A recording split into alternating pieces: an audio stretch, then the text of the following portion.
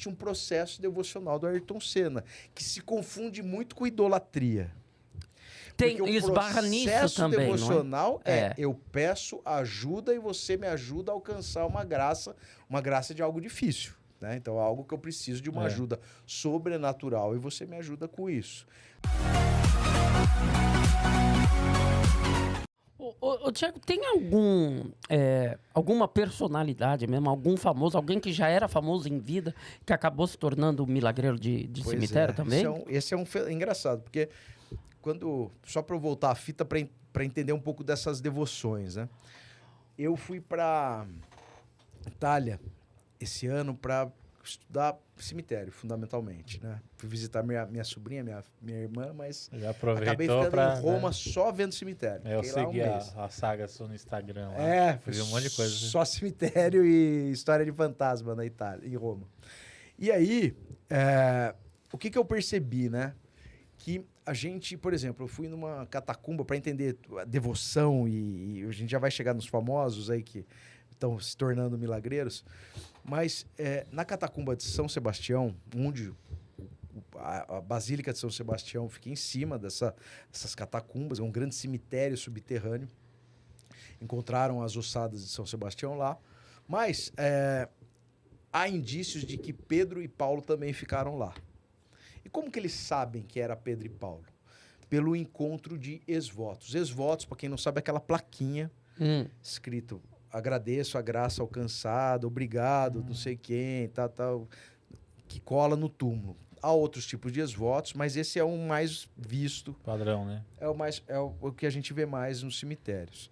Então, a presença de Pedro e Paulo estavam lá, dos ossos, as pessoas, os teóricos, quem defende essa hipótese, diz que estava lá porque é possível ver uma devoção pré-católica. Então, os cristãos primordiais tinham a ideia da devoção. Eles acreditavam que mortos poderiam ajudá-los em seus problemas mundanos.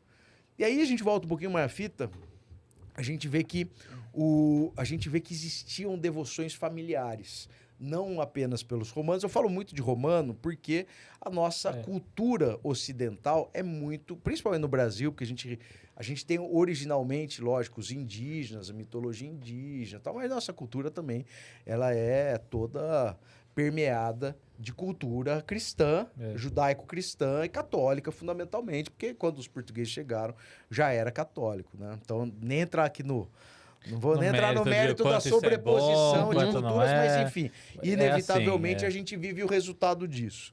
Então, os romanos, os romanos e outras civilizações, eles tinham muito essa ideia da devoção familiar. O que é a devoção familiar?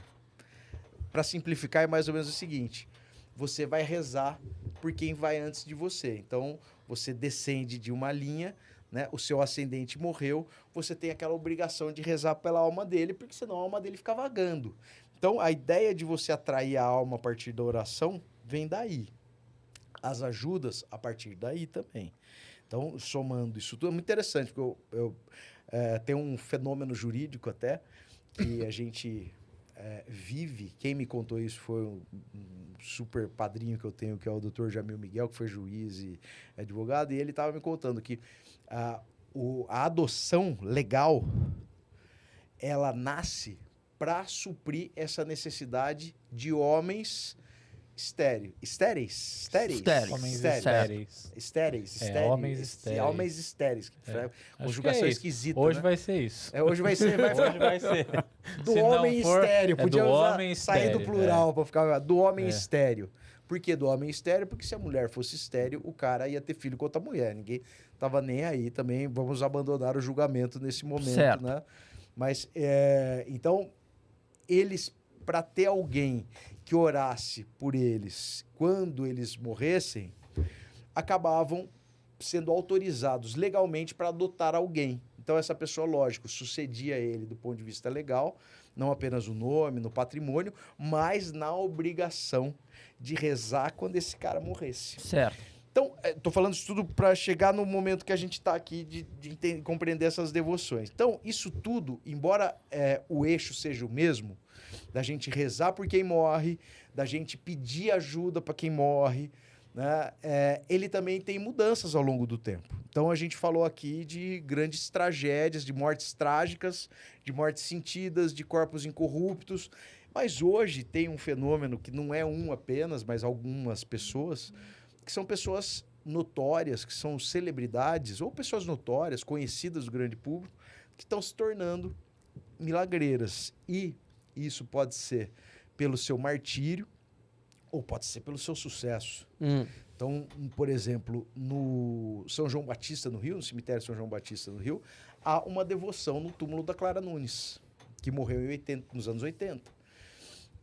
Em Ribeirão Preto, no cemitério Bom Pastor, há uma devoção ao Sócrates, Dr. Sócrates. Ao Sócrates? Maravilhoso, adorei. O Sócrates está se tornando milagreiro de cemitério? Milagreiro de cemitério. Cara. Existe uma placa, eu fui lá, eu tenho foto, tenho vídeo, uma placa de ex-voto de graça alcançada por intercessão do Sócrates.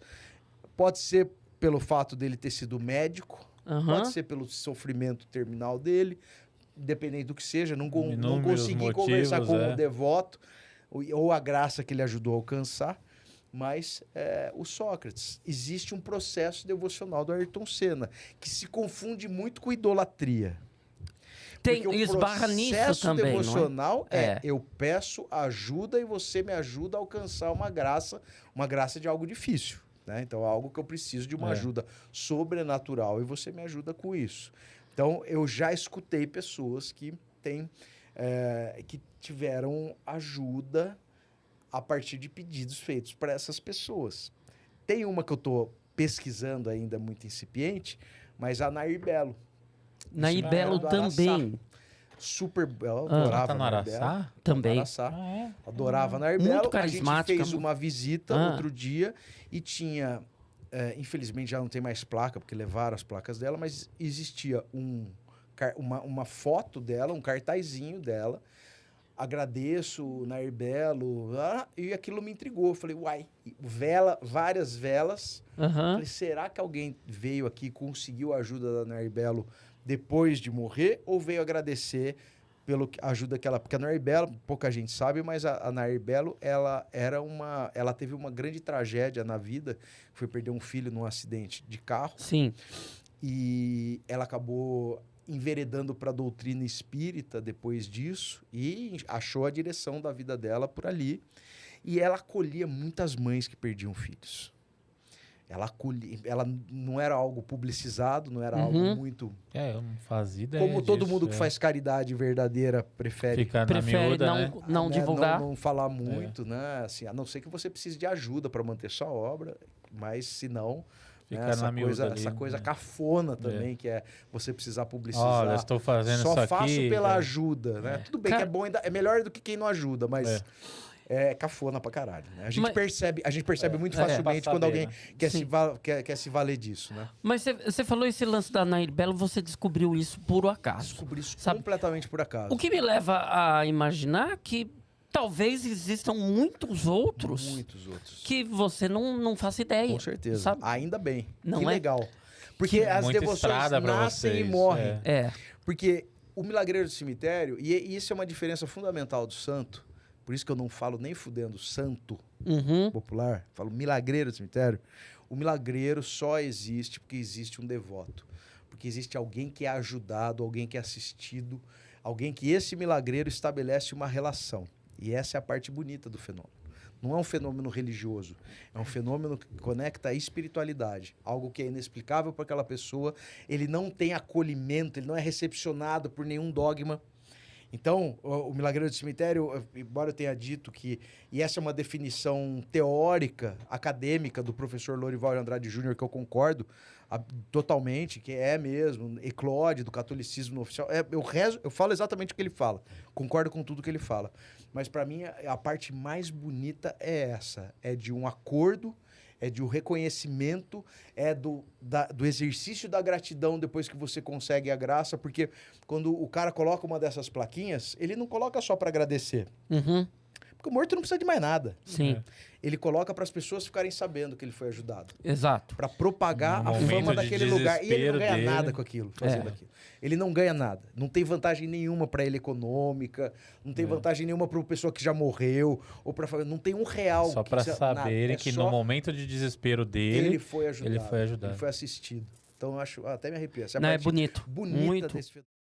Todo bom papo precisa de uma bebidinha pra acompanhar. Faltava isso no Elementar, agora não falta mais, Marcão. Não falta, graças a Magu Bebidas, que agora é nossa parceira.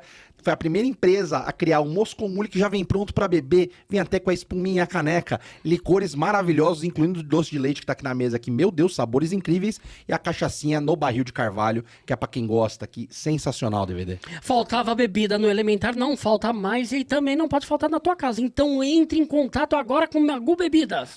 @Magu Bebidas no Instagram. Atendimento 24 horas por dia, entrega em todo o Brasil, receita de família, cuidadinho ali de artesanal, mas qualidade industrial.